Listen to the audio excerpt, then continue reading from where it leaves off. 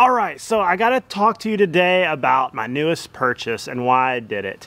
If you're like me, you go out to the old tool shed when you gotta cut the grass, and the first question you ask yourself is, will it crank? Okay, well that has been the question for my tool shack for a long time. And my Husqvarna finally bit the dust, my old trusty dusty weed eater, and it is springtime. Well, we're getting there. Next month we'll be into spring cleaning and fixing up our yards. So I said, you know what, I need a new weed eater, and that brought up a question for me.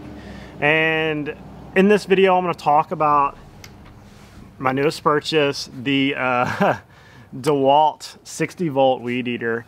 And I broke this video down into 5 real questions, and I want to go over them in depth on why I made the choice to switch to electric.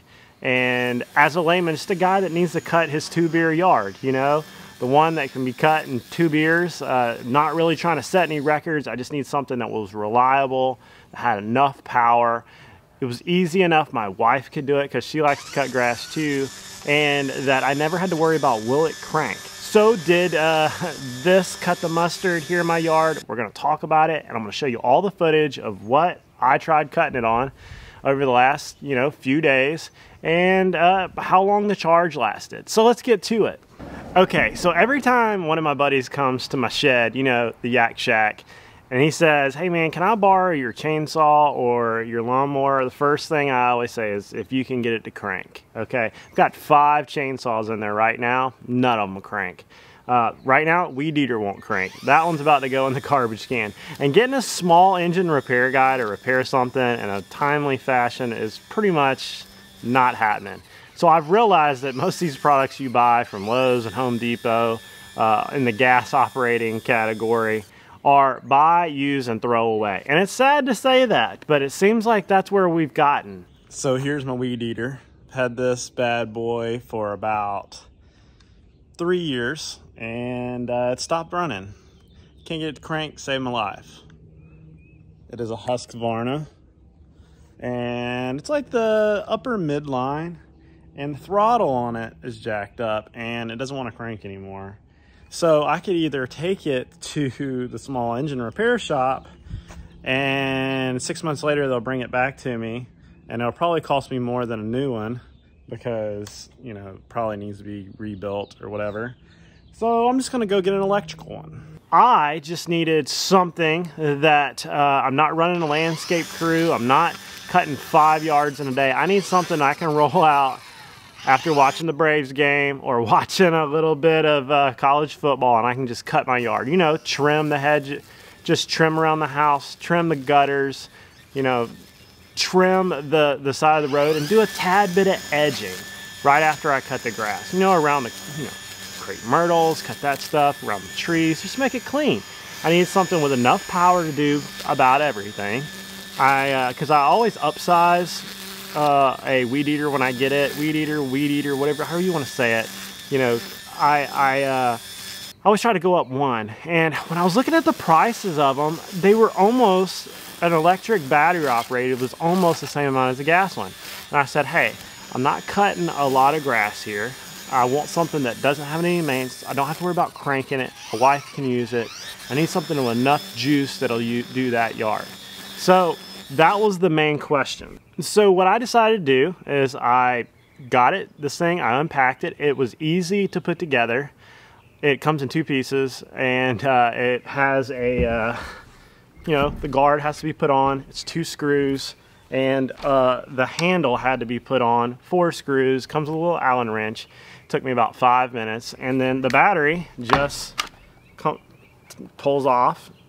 This is the way it comes. It comes in a little plastic bag, and it just clicks right on, and you're good to go. My wife can handle this. She's done it a couple times now, and she's actually kind of excited about it. It also has a universal change out. Like you can get a pole saw to go on this. You can get a lot of other different accessories for this. That helps too. I have an edger for my other weed eater, so I think there's an edger for this one too. I think that one might fit on it. I haven't tried that yet. Maybe that'll be on the next video. As you can see in the B-roll here, I tried cutting the thick stuff. I tried cutting the not thick stuff. I tried just doing it regularly. It never slowed down. It never skipped a bit. And you can see that it has a meter on it right here to tell how charged it is. Well, I used this yesterday. I got it down from 3 bars to 2 bars, and as you can see, it's back up to 3 bars. I ran it for, 10-15 minutes. Did my yard, Kevin's yard, part of the alley. That's all the grass there was for me to cut, and it never slowed down. It didn't bog down. It operates just like a gas as far as the motor here and then how it operates. The only downside I saw was the way the trigger safety is on this. Sometimes it can be kind of a, getting used to flip it over, but you can just tape it down and not have a problem with it. The startup on it is a little different than a gas. Like if you're trying to feather the gas to just kind of bump along, it doesn't really operate like that. You swing it up to speed, you cut it, you let it go back down. Didn't really have a problem with that. Didn't bother me at all. I'm sure the pros will have their things that they could rip this apart on, but it's got a high and low speed. It didn't slow down, had plenty of power, and the battery lasted long enough. I'm not doing multiple yards like a professional. I just needed something that was simple, that didn't crank, and if this battery goes bad, I just go get another battery, or I can get 2 batteries, and because I'm probably going to get the pole saw, I probably might get the chainsaw, because I have all DeWalt stuff, and I inherited most of it from my dad, and it just all goes together. It works well. I've had 0 problems with it, and of course these are going to have wear and tear and die, but as far as right now, you want more string, you bump it as it's spinning, more string comes out. It answered all the questions that I had, and I'm trying not to ramble on this video, just trying to give you the meat and potato. A lot of people ask me what was the power like? Power was fine. I think it's kind of like the torque on electric motors is just really strong, especially the same with electric cars. I think it says a 17-inch cutting range. Fine, it did fine. It did edging, basic edging, fine. Plenty of power for that, and it was just as good as my Husqvarna, just minus cranking it. And even with my Husqvarna, I have to put more gas in it. Okay, and this will probably charge back up in an hour. It will, from dead. And if you had 2 batteries, rock and roll, no problem. The charger is the same as the other chargers. It came with a charger and then the battery and then the machine itself. You can buy it without the battery and it's a little cheaper, or you can buy it with multiple batteries. You can buy it with accessories. I got it from Home Depot. All right, I just got to Home Depot. We're gonna go in here and get one. One thing about having gas-powered stuff and people want to borrow it, it's like, yeah, you can borrow it if you can crank it. That's the scenario for my garage most of the time. And it's crazy how much they had locked in there, because retail theft is a thing now. Like, they steal all the tools out of there and nobody stops them. I don't understand that at all. But I hope this helps. If you're on the edge like me and you watched all the videos and nobody really explained it from a layperson, because sometimes people want to explain stuff from a professional, and we have 2 different needs, right? I don't need $1,000 steel weed eater. I just need something that'll cut my grass in timely fashion in 15-20 minutes. It's simple. I don't need an expensive saw or weed eater, and so many of the reviews were geared towards that. Like, was it impressive? I'm like, it doesn't have to be impressive. It just has to do what I need it to do. Cut around my shed while I'm grilling.